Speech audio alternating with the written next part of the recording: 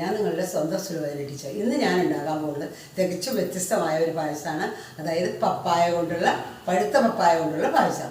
നിങ്ങൾക്കറിയാലോ, ഞങ്ങളുടെ വീട്ടിലൊരു പപ്പായ മരമുണ്ട്. അതുമ്പോൾ ഇഷ്ടം പോലെ പപ്പക്കായ വേണ്ട. ഞങ്ങൾ പപ്പക്കായ എന്നാ പറയാം. പപ്പക്കായ ധാരാളം അത് കറി വയ്ക്കും, അങ്ങനെയൊക്കെ ചെയ്യാറുണ്ട്. പക്ഷെ ഒരു സമയത്ത് എന്ത് ചെയ്തു വെച്ച് കഴിഞ്ഞാൽ ആ പപ്പായ മരത്ത് 6 എണ്ണം ഒരുമിച്ച് കൊണ്ട് കൊടുത്തു. വലിയ വലിയ പപ്പക്കായ.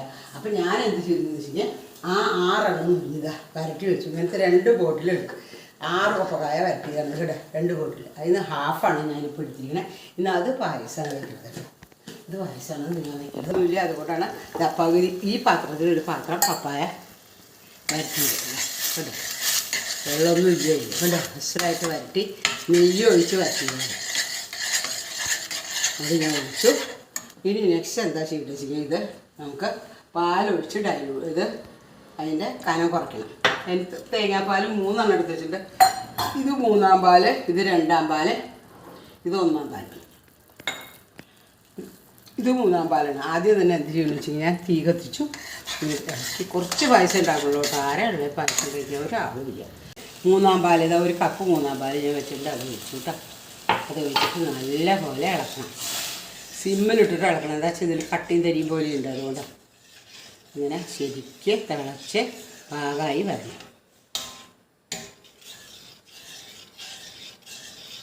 മധുരം പോരെങ്കിൽ ചേർക്കാനായിട്ട് ശർക്കര വെള്ളം വെച്ചിട്ടുണ്ട് കേട്ടോ. ഞാൻ ഇഷ്ടംപോലെ ശർക്കര ഇട്ടിട്ടാണ് അത് വരട്ടിയത്. അത് കാരണം കൊണ്ട് അധികം മധുരം വേണ്ടി വരില്ല. ഇനി ഇതിൻ്റെ കളറൊക്കെ ഒരു കറുത്താണ് ഇരിക്കണേ. പപ്പിക്ക് അസലായിട്ട് വരട്ടിയതാണ്. അത് കണ്ടിട്ട് വിചാരിക്കേണ്ട അതെന്താ അങ്ങനെ നടന്നു. നല്ല ടേസ്റ്റാണ്. ചക്ക വരട്ടിയതിനേക്കാൾ സ്വാദുണ്ടെന്ന് പറഞ്ഞാൽ വിശ്വസിക്കുക. അത് നല്ല മധുരം. ലിക്വിഡ് ഫോമിലായി. ഇത് ഇനിയിപ്പോൾ ഇതിൽ ഞാൻ 2-ാം പാൽ ഒഴിക്കും. തേങ്ങയുടെ 2-ാം പാൽ. ഒരു തേങ്ങയുടെ പാലാണ് ഇതിൽ കേട്ടോ. 2-ാം പാൽ ഒഴിച്ചു. ഞാൻ അതൊന്ന് തിളച്ച് വെക്കണം. എന്നിട്ട് വേണം നമുക്ക് 1-ാം പാൽ ഒഴിക്കാൻ. 1-ാം പാൽ ഒഴിച്ചാൽ തിളയ്ക്കാൻ പാടില്ല. 1-ാം പാൽ ഒഴിക്കുന്നതിന് മുമ്പേ നമ്മൾ ഇത് തീക്കെടുക്കണം. മധുരത്തിന് വേണമെങ്കിൽ ശർക്കര വെള്ളം ഞാൻ ചേർത്ത് കൊടുക്കും. മധുരം കുറവ് പാടില്ല. അതുകൊണ്ട് പായസത്തിന് മധുരം ഏറ്റവും പ്രധാനപ്പെട്ടതാണ്. അതുകൊണ്ട് മധുരം ചേർക്കും. നിങ്ങളെല്ലാവരും പപ്പിത്ത വീട്ടിലുണ്ടാകുമ്പോൾ അങ്ങനെ ട്രൈ ചെയ്യണം. വളരെ നല്ല പായസമാണ്. ചക്ക വരട്ടി വയ്ക്കണ പോലെ നമുക്ക് പപ്പിത്ത വയ്ക്കാം. ഞാൻ 2 ജാറ് വരട്ടിയത് ഞാൻ 2 കളിക്കും മോൾക്ക് കൊടുത്തയച്ചു. അവൾക്ക് വലിയ ഇഷ്ടമായി. ബദാം നമുക്ക് ഇതിലരിഞ്ഞിടാം. ബദാമും അണ്ടിപ്പരിപ്പുമാണ് ഇതിലിടണേ. ഇനി ഇതാ നമുക്ക് 1-ാം പാൽ ഒഴിക്കാം. അടുപ്പ് കിടക്കണം, അല്ലെങ്കിൽ പാല് പിരിയും. തേങ്ങാപ്പാൽ ഒഴിച്ചു കേട്ടോ. എത്ര ഈസിയായി പായസം ഉണ്ടാക്കാൻ നോക്കൂ. ഇതിന് ഇതാ 1 ടീസ്പൂൺ ഏലക്കായ പൊടിച്ചിട്ടു. ഏലക്കായ പഞ്ചസാര ചേർത്ത് പൊടിച്ചിട്ടുള്ള അതുകൊണ്ടാണ് അത്ര അധികം കേട്ടോ. എളുപ്പം പിടിക്കാൻ വേണ്ടിയിട്ടാണ് ഏലക്കായ. എന്നിട്ട് നല്ലോണം ഇളക്കുക.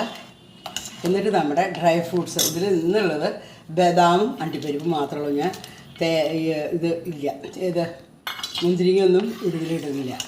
ഓൾറെഡി ഇതിൽ മധുരമുള്ളതാണ്. അതുകൊണ്ട് മുന്തിരിങ്ങയുടെ ആവശ്യമില്ല. പിന്നെ ബദാമും അണ്ടിപ്പരിപ്പും. ബദാം കുറച്ചും കൂടി ഉണ്ട്, അത് കട്ട് ചെയ്തിടാം.